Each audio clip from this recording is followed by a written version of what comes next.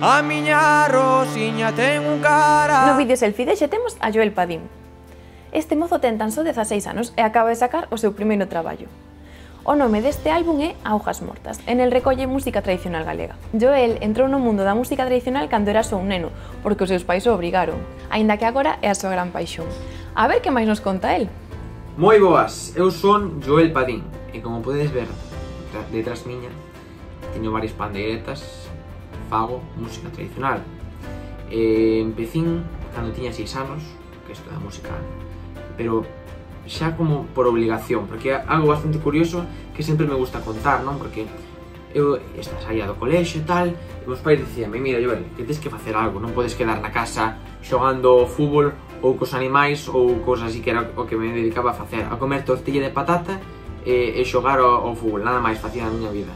Entón dixéronme, tens que, mira, hai aquí en Bamio, que é onde vivo eu, hai unha agrupación folclórica que fan clases de gaita, de tambor, de pandeireta, de canto, de baile, tes do que queiras. Eu dicía que non quero ir, que non, a mí non me gusta iso, que non me gusta.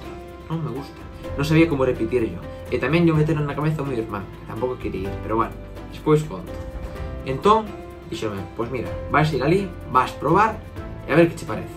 Eu que non, pero bueno, entrín casi a rastras, que me foron así levando no... Eu vivía casi al lado, entón foron me levando casi a patadas. Entón, entré na primeira clase, o tranquilo, séntome, tal. Ponse a mestra ali a tocar a pandeireta e digo, eu aquí non me entero de nada. Pero bueno, fun vendo aí como a primeira peza que cantáramos, que ainda me acordo dela, e pusese a cantar e tal, e dixen, ostras, pero isto ten o seu ritmo, así que me está atraeme un pouquiño.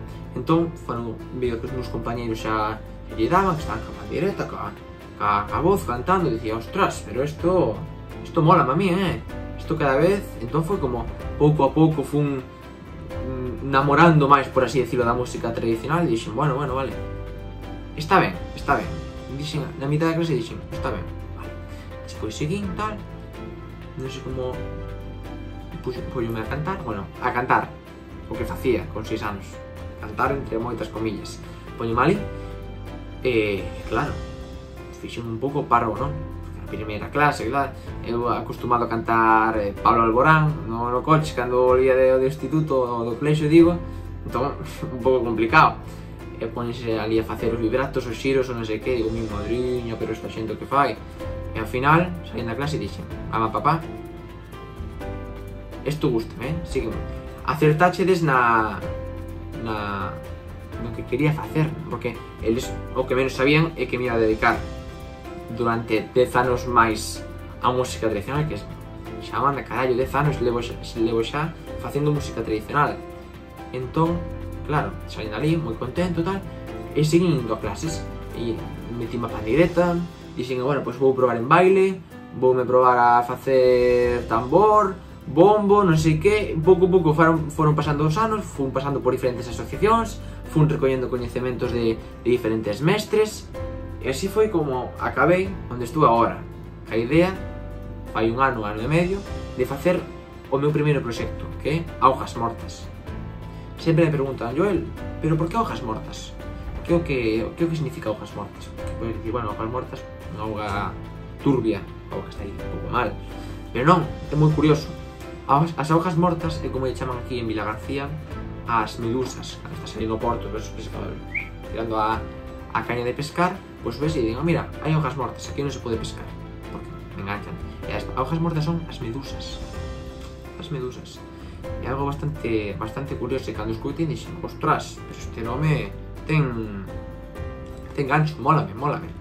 Entón, claro, dixen a Carlos Recebral, que era o meu amigo de aquí de Vilagarcía, que é etnógrafo e folclorista, dixen, mira Carlos, ti podes me axudar aquí, que teño a idea de facer un disco de música tradicional, con pandereta, con voz e tal, ti podes me axudar co tema das pezas? E dixen, claro, home, claro que te axudo, porque Carlos xa me coñecía, xa eran meus amigos e tal, entón dixen, claro, axúdate.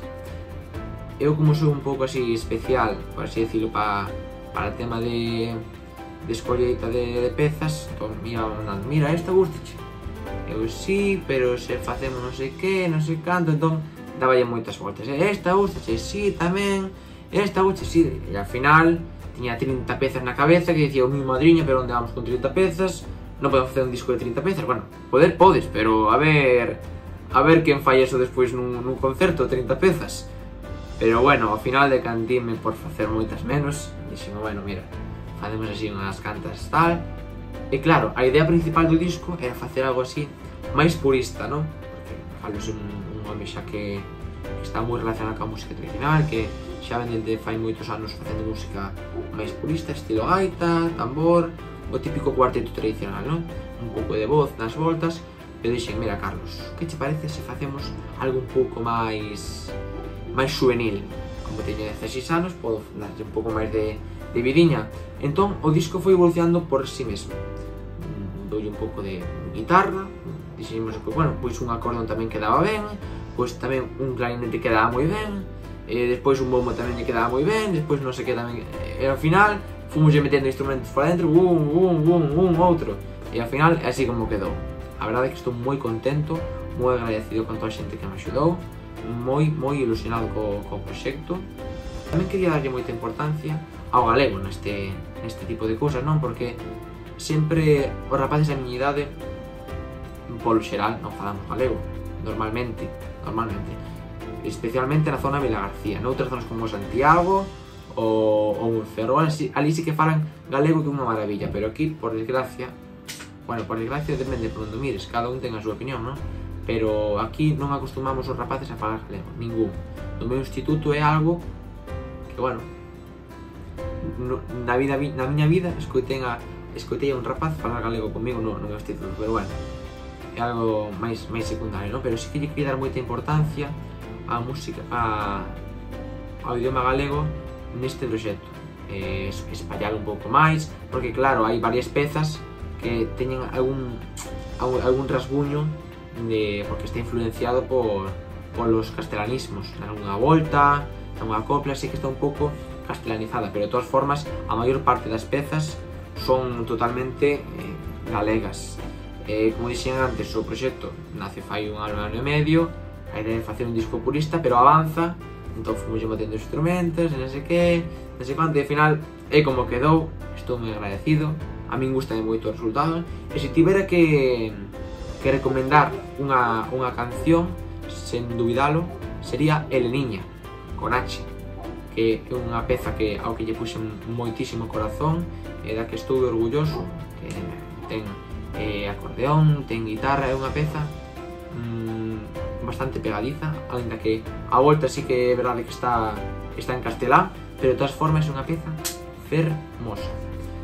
Moita xente me di, Joel, onde te ves dentro de uns anos? Onde te ves dentro de 5 anos? Onde te ves dentro de 6 anos? Dentro de un ano? E sempre digo o mesmo, non? Hai dúas caras, hai dúas formas de velo. Ti podes dicir, bueno, pues dentro de 5 anos veixome facendo música tradicional, veixome facendo o mismo, pero claro, este é un mundo que avanza moi rápido. Igual, probablemente, a onde quero chegar eu é dar un toque, como dixen antes, máis juvenil á música tradicional, dar un pouco máis de vida, de meterlle cousas novas, cousas que aínda non se viron, para ser original, que ao fin e ao cabo é o que quero sempre, ser original en todo o que intento facer, non?